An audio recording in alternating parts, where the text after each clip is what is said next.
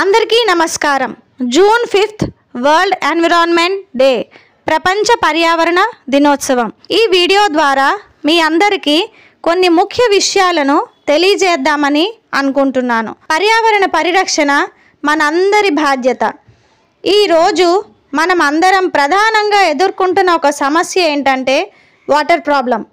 ఈ వాటర్ ప్రాబ్లంను నివారించేందుకు, భూగర్భ జలాలను పెంచేందుకు మనం మన ఇళ్లలోనూ మన చుట్టుపక్కల ఖాళీ పరిసరాల్లోనూ ఇంకుడు గుంతలను తవ్వాలి.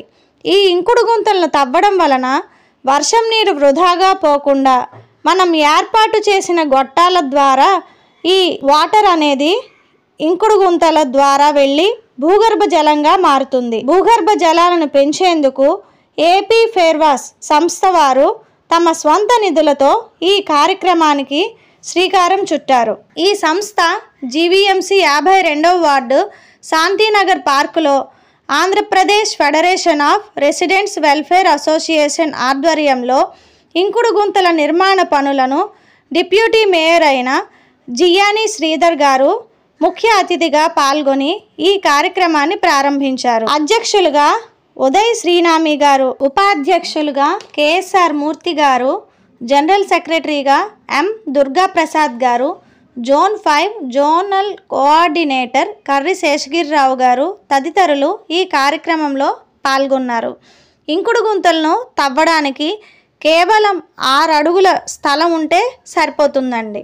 ఈ 6 అడుగుల స్థలంలోని 7.5 అడుగులు లోతుగా తవ్వి అందులో 5 లేయర్లు మనకి రాళ్ళు ఉంటాయి కదా, కంకర రాళ్ళు, పిక్కలు, చిన్న చిన్న రాళ్ళు అవన్నీ కూడా వేసి లేయర్స్ కింద దానిపైన ఇసుక అనేది పోస్తే ఆ పైన మూత అనేది క్లోజ్ చేసేసి ఆ గొట్టాల ద్వారా లోపలికి ఒక కనెక్షన్ అనేది మన ఇంటికి మేడ మీద స్లాబ్ నుంచి వచ్చే వర్షం వాటర్, బయట ఉన్న వర్షం వాటర్ అదంతా కూడా పైపుల ద్వారా ఆ ఇంకుడు గుంతలో కనెక్షన్ ఇవ్వడం వలన ఇంకుడు గుంతల ద్వారా భూగర్భ జలంగా మారుతుంది.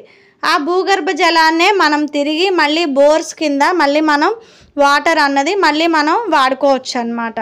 ఇది చాలా మంచి కాజ్ అని ఈ వీడియో నేను చేయదలుచుకున్నాను.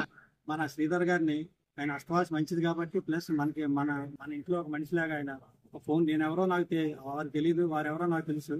అలాగే విజయ్ గారు కూడా నిన్న చక్కగా మన యాక్టర్ గారు చెప్పిన రాజేశ్వర గారు చాలా స్టడీ వాళ్ళే అటువంటి కార్యక్రమాన్ని మేము చేస్తున్నాం. ఇలాగ నగరం అంతా చేస్తా ఉంది. అయితే వాళ్ళకి రేపు 4వ తారీఖు తర్వాత భగవంతుడిని అనుగ్రహించి అందరి గారి హయాంలో వాళ్ళ నిధులతో కూడా కొన్ని ఇంటికి మన ఏరియాలో శాంక్షన్ చేస్తారని చెప్తూ మనస్ఫూర్తిగా తెలుసుకుంటున్నారు. శాంతినగర్ రెసిడెన్స్ వెల్ఫేర్ కార్యవర్గం వాళ్ళు అందరూ కలిసి శాంతినగర్ పార్క్లో రేపు వచ్చే వర్షాకాలంలో నీరు వృధాగా పోకుండా ప్రతి ప్రాంతంలో మరి ఇంకుడు గుంతలు తీయడం ప్రారంభం చేస్తాం.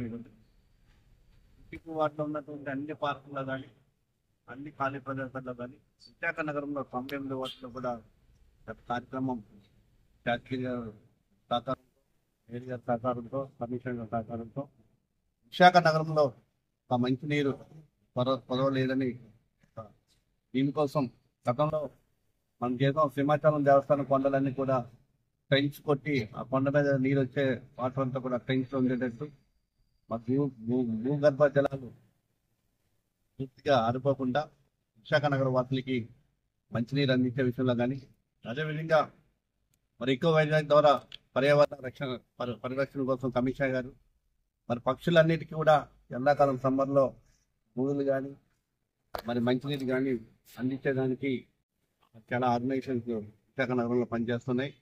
అలాగే టెర్రస్ గార్డెన్ విషయంలో కానీ ప్రతి విషయంలో విశాఖ నగర వాసులు ప్రతిదానికి కూడా సానుకూలంగా స్పందిస్తూ ఉన్నారు. విశాఖ నగరాన్ని ప్రపంచ చరిత్ర పటంలో అతి ముఖ్య నగరంగా చెప్పడానికి ఇటువంటి కార్యక్రమాలు చేస్తాయి కాబట్టి అందరూ కూడా దీనిలో భాగంగా అందరూ కూడా ఖచ్చితంగా పాల్గొని పేరు ఇప్పుడు వచ్చేది వర్షాకాలం కాబట్టి వర్షం నీరు వృధా పోకుండా ఈ ఇంకుడు గుంతల ద్వారా భూగర్భ జలాలను పెంచడం మన అందరి బాధ్యత. పర్యావరణాన్ని కాపాడుదాం.